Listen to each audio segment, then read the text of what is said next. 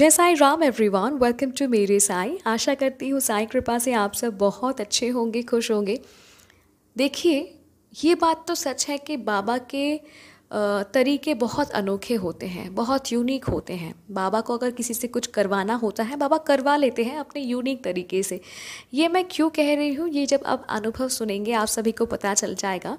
ये जो डिवोटी हैं बहुत फिनेंशियल क्राइसिस से गुजर रहे हैं।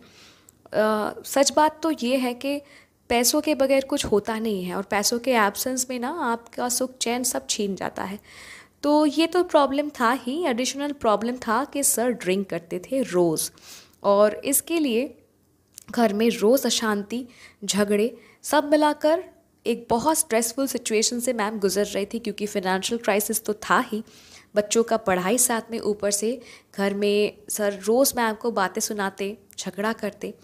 तो सर का एडिक्शन इतना ज़्यादा था कि सर दोपहर को जब काम से घर आते तो मैम से पैसा लेते थे शराब खरीदने के लिए, और फिर वो पीने चले जाते थे।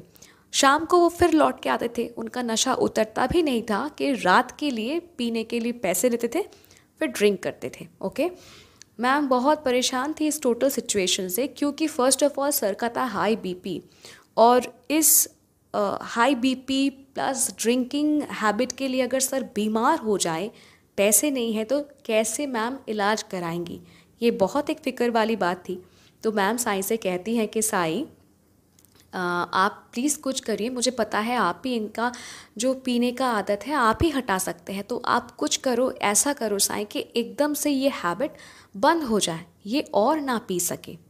फिर मैम ये भी कहते हैं कि बाबा आप ना मेरे पति को बहुत डराओ, ठीक है, कुछ ऐसा करो, कुछ ऐसा डराओ कि वो डर जाए। इन्हें बीमार मत कर देना साईं, क्योंकि अगर ये बीमार हो जाएंगे तो मुझे बहुत बुरा लगेगा, मैं सह नहीं पाऊँगी। तो आप इन्हें बीमार मत करना, पर आप इन्हें बहुत डराओ। जैसे हमने साईं सच्चर जी में पढ़ा है कि एक इंसान था, वो शराब पीता था, तो शराब पीता था तो आप उनके सपने में जाकर उनके छाती पर बैठ गए, और तब तक नहीं छाती से हटे जब तक उसने आपको प्रॉमिस किया कि वो शराब नहीं पिएंगे। तो वैसा ही कुछ किस्म का कीजिए साईं, मेरे पति को आप डराइए, और ये लत आप ये लत से इनको मुक्त कीजिए। मैम दिल से बहुत प्रार्थना करती हैं। मैम बताती हैं कि सर का ना कम्प्लेक्शन बहुत फेयर है, और मैम कुछ दिनों से नोटिस कर रही थी कि उनके स्किन का कलर हल्का पर्पल हो रहा था, और ये देखकर मैम बहुत डर गई। पर सर बहुत कैजुअल थे, वो कहने लगे कि मैं अल्कोहल लेता हूँ ना, इसीलिए मैं 2 दिन अल्कोहल नहीं लूँगा तो ठीक हो जाएगा। तब मैम मन ही मन साईं से फिर कहती है कि बाबा इनका मन भटका दो, इस आदत से इनका मन भटका दो, ये पीने की आदत छूट जाए साईं, कुछ ऐसा करो, इनको डराओ साईं। एक्चुअली मैम इस इशू का सीरियसनेस समझती थी, क्योंकि मैम जानती हैं कि ये सब एडिक्शन छुड़ाने के लिए डॉक्टर के पास जाना पड़ता है, ट्रीटमेंट करवाने के लिए रिहैब में जाना पड़ता है, जहाँ सर जाएंगे नहीं। ऊपर से फिनेंशियल क्राइसिस, अगर कुछ बड़ा सा हादसा हो जाता है, सर बहुत बीमार हो जाते, तो कहाँ से वो ट्रीटमेंट कराएंगी। सब कुछ लेकर मैम बहुत टेंस थी। अब क्या हुआ, सर ने 29 जैन मैम को कहा कि वो ड्रिंक करना बंद करेंगे।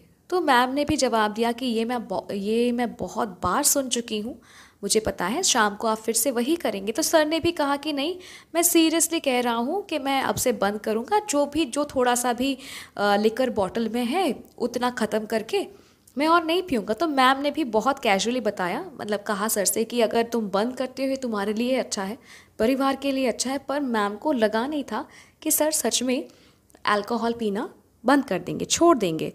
मैम बताती हैं कि वो लिकर बॉटल चेक करती हैं, और तो देखती हैं कि बहुत कम, मतलब 2 से 3 स्पून लिकर था बॉटल में, और सर ने वो कंज्यूम किया, मतलब जितना था वो सर ने ख़त्म कर दिया।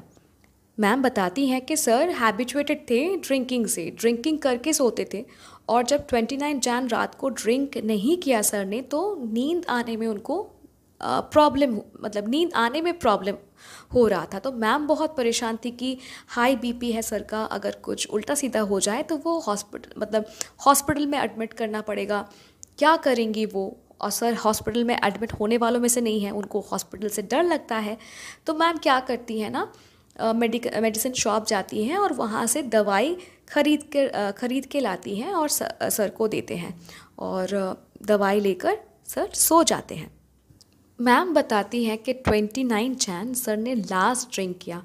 और अभी कुछ दिन पहले मेरी इनसे बात हुई मार्च में, तब मैम बता रही थी कि वो आज भी लिकर टच नहीं करते। मैम और बेटी खुद हैरान है कि सर ने लिकर छोड़ा कैसे, लिकर के बिना वो रह कैसे रहे हैं, क्योंकि वो इतने एडिक्टेड थे। बाद में मैम सर से पूछती हैं एक बार कि तुमने ऐसे कैसे ड्रिंक करना छोड़ दिया, इतने सालों का हैबिट है, बॉडी कलर पर्पल हो रहा था इसलिए। मैम को लगा था कि लिकर के वजह से बॉडी कलर पर्पल हो रहा था सर का, इसी वजह से सर ने ड्रिंकिंग करना छोड़ दिया। तो सर ने कहा कि जब वो नोटिस करने लगे कि सुबह ब्रेकफास्ट 10:30 बजे जब वो करते और उसके बाद उनको वॉमिट होने लगा, नॉट ओनली दैट, जब भी वो खाना खाते तो उल्टी होता, उनको ये एहसास हुआ कि उनका बॉडी फूड को एक्सेप्ट नहीं कर रहा है, फूड को इजेक्ट कर रहा है, उल्टी हो रहा है, जो कि एक सीरियस इशू है। अगर आपका बॉडी खाना को एक्सेप्ट नहीं कर रहा है तो ये आपके लिए एक बड़ी समस्या है। खाना नहीं खाएंगे तो ज़िंदा कैसे बचेंगे, राइट? तो तब सर को डर लगा, और बहुत डर लगा, और सर ने डिसाइड किया कि वो कभी ड्रिंक नहीं करेंगे।